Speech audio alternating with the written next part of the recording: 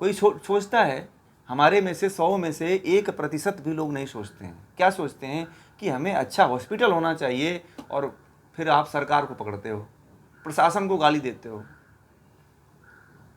कि अरे ये व्यवस्था रही होती तो मैं बच ही जाता। ये नश्वर संसार है, आप कितना भी व्यवस्था बना लो। बनाना चाहिए, मैं नहीं कह रहा हूँ नहीं बनाना चाहिए, हॉस्पिटल नहीं जाना चाहिए, जाना चाहिए, परंतु आप मूल को पकड़ो ना। कब तक दौड़ोगे आप? कब तक जो है हॉस्पिटल के पास घर और फ्लैट खरीदते रहोगे? बचोगे क्या आप? अब कोरोना में कितने लोग बच गए, हॉस्पिटल वाले, हॉस्पिटल में पहुंच करके, और घर, जिनका हॉस्पिटल के पास घर था वो भी नहीं बच पाए। और जिन्होंने करोड़ों का इंश्योरेंस ले रखा था, हेल्थ इंश्योरेंस, कोई काम नहीं आया उनके।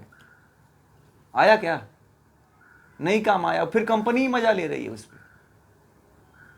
जो उन्होंने पैसा जमा किया था उस पैसे का पूरा मजा कंपनी ले रही है। तो कब तक भोगोगे आप? ये कोई एक जन्म का थोड़ी है, हजारों जन्मों का आपके कर्मों का जो फल है उसको दुख रूप में ही भोगना पड़ेगा।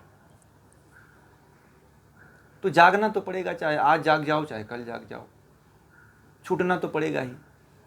और नहीं छूटते हैं, जब तक नहीं छूटते हैं तब तक जो है आप ऐसे ही दुख भोगने के लिए तैयार भी रखिए अपने आप को।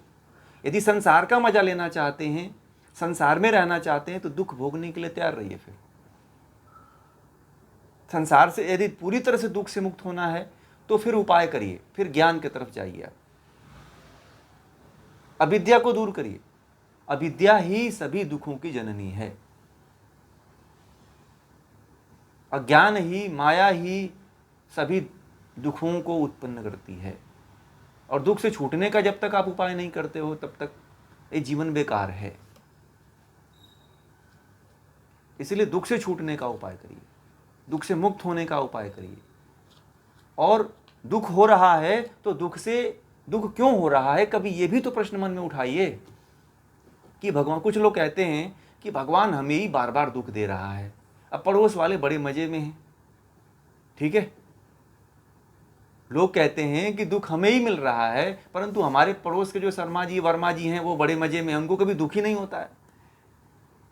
ठीक है, तो यही बात तो अर्जुन को भी मन में आई थी ना, कि दुर्योधन है उसको भी ये चिंता नहीं हुई, मोह नहीं उत्पन्न हुआ, परंतु अर्जुन को ही क्यों हुआ? क्योंकि अर्जुन जागा हुआ व्यक्ति था। अर्जुन की तरह हम लोग नहीं जाग पाते ना। यदि जाग गए कि भैया हमें दुख तो हो रहा है, हमें तो छूटना चाहिए, तो हम बार बार दुख चाहते हैं कि दुख हो ही ना भगवान, हम ये मनाते हैं। और भगवान आपको दुख दे करके ये कहता है कि ये संसार दुखमय ही है, तुम मुझसे कुछ भी मांग लोगे परंतु तुम्हें दुख मिलेगा ही मिलेगा। ये क्यों मांगते हो कि दुख ना हो? क्योंकि जब संसार ही दुखमय है तो मैं दूंगा क्या तुम्हें? आप लोग भगवान से मांगते हो कि ये भगवान, मंदिर में जाते हो, पूजा करते हो, प्रार्थना करते हो कि हे भगवान जो है मुझे कोई कष्ट ना हो, कोई पीड़ा ना हो, मेरे घर में सब लोग अच्छे रहें, हैं, किसी को दुख ना हो, किसी को कष्ट ना हो, हैं। कोई पूजा पाठ कराते हो, यज्ञ कराते हो, भागवत कराते हो, कथा कहलवाते हैं आप लोग कि कोई हमें कष्ट पीड़ा ना हो। परंतु ईश्वर तो ये कहते हैं, भगवान तो ये कहते हैं कि संसार, ये जो संसार है वो कष्टमय ही है, दुखमय ही है। जब ये दुखमय ही है तो दुख को जानो तो पहले, तभी तो आप मुक्त होगे। और दुख इसीलिए बार बार आता है कि दुख से छूटो आप। जिसके ऊपर बार बार दुख आता है उसको भगवान ये बार बार इंगित करते हैं कि आप दुख से छूटो। कुंती जो थी, कुंती ने भगवान श्री कृष्ण, कहते हैं कि कुंती ने भगवान श्री कृष्ण से ये मांगा था कि मुझे जीवन भर दुख ही देना। क्यों? क्योंकि यदि जीवन भर मुझे दुख मिलेगा तो कम से कम उस बहाने जो है परमात्मा को तो याद करूंगा, तुमको तो याद करूंगा। तो जो है लोग जो है कम से कम दुख में तो भगवान का नाम याद करते हैं, भगवान को याद करते हैं, छूटने का तो प्रयास करते हैं। इसलिए दुख से छूटने का यदि प्रयास करना है तो दुख को एक बार समझिए, दुख को जानने का प्रयास करिए, विषाद योग में डूबने का प्रयास करिए, तो ही योग प्राप्त हो सकता है।